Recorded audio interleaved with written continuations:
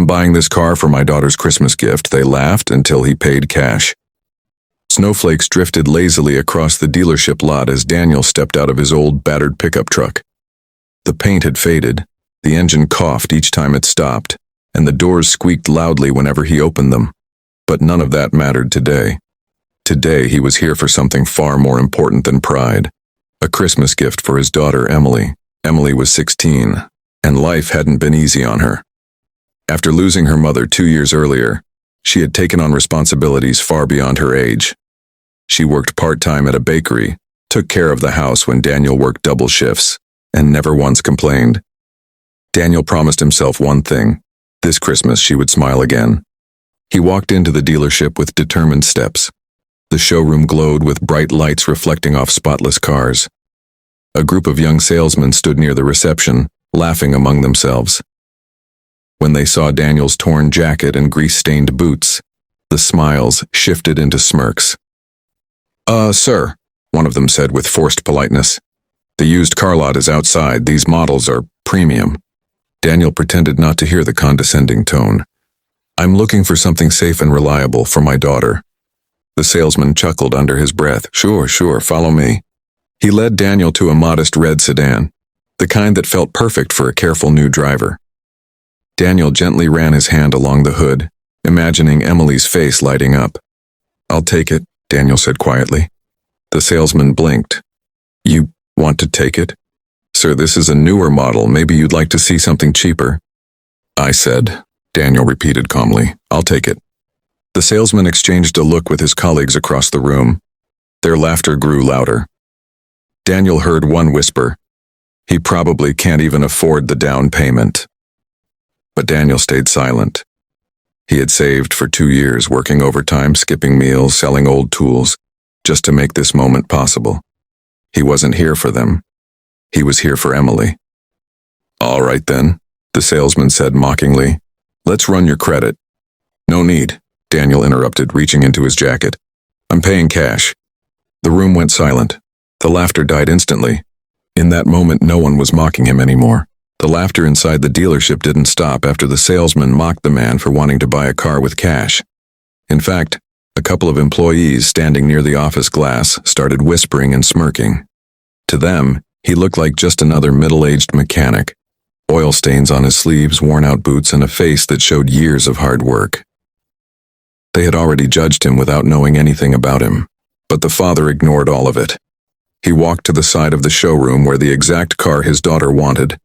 An ocean blue compact SUV was displayed on a rotating stand.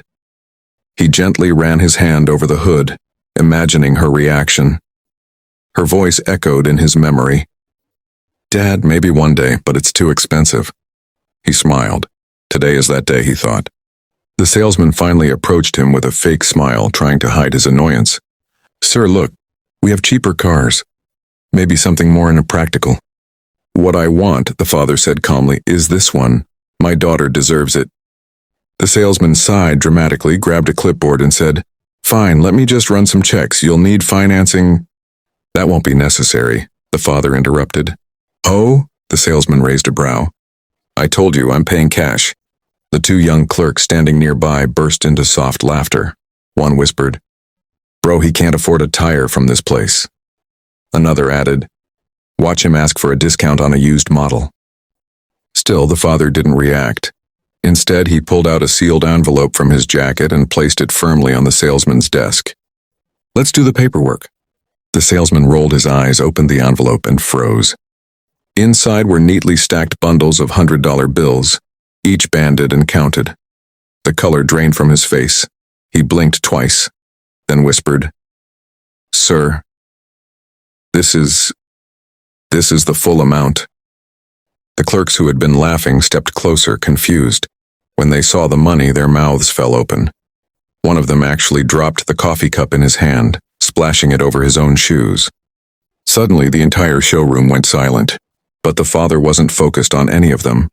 His mind was on his daughter, the girl who had survived a difficult year, pushed through college exams, worked part-time jobs, and still never asked him for anything. This wasn't just a purchase. It was a promise. A thank you. A Christmas gift she would never forget. He looked at the stunned salesman and said softly, "Shall we continue?" The moment the salesman finished counting the last stack of bills, the entire dealership fell into a stunned silence. Customers paused mid-conversation. Mechanics peeked out from behind garage doors, and even the manager, who had been watching from afar with a smirk, quickly straightened his posture.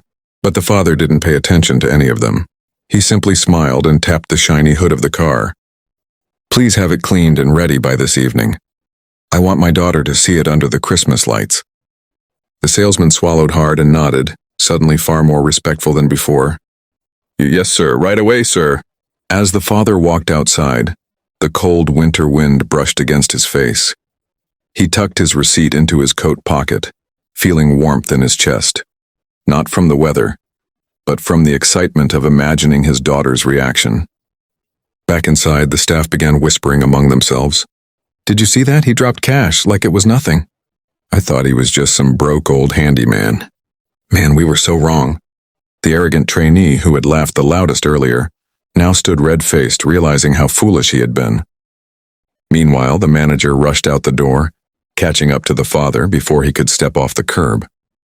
"Sir, my deepest apologies for the behavior of my staff. If there's anything more we can do, anything at all, please let me know." The father gave a polite smile. "Just treat the next customer better than you treated me." The manager bowed his head, embarrassed. That evening, the car, cleaned, polished, and wrapped in a giant red Christmas bow, was carefully delivered to the father's small home.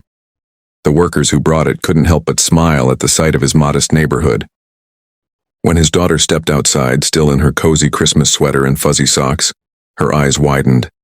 She froze on the doorstep, hands covering her mouth, tears filling her eyes. "Daddy, was this for me?" He placed the keys gently in her hand. "Merry Christmas, sweetheart." She burst into tears, hugging him tightly. "I thought we couldn't afford anything this year." He kissed the top of her head. "You deserve the best." Across the street, neighbors peeked from windows, smiling. And somewhere in a fancy dealership, a group of employees learned a lesson they would never forget. Never judge someone by their appearance, because real wealth often comes without a price tag.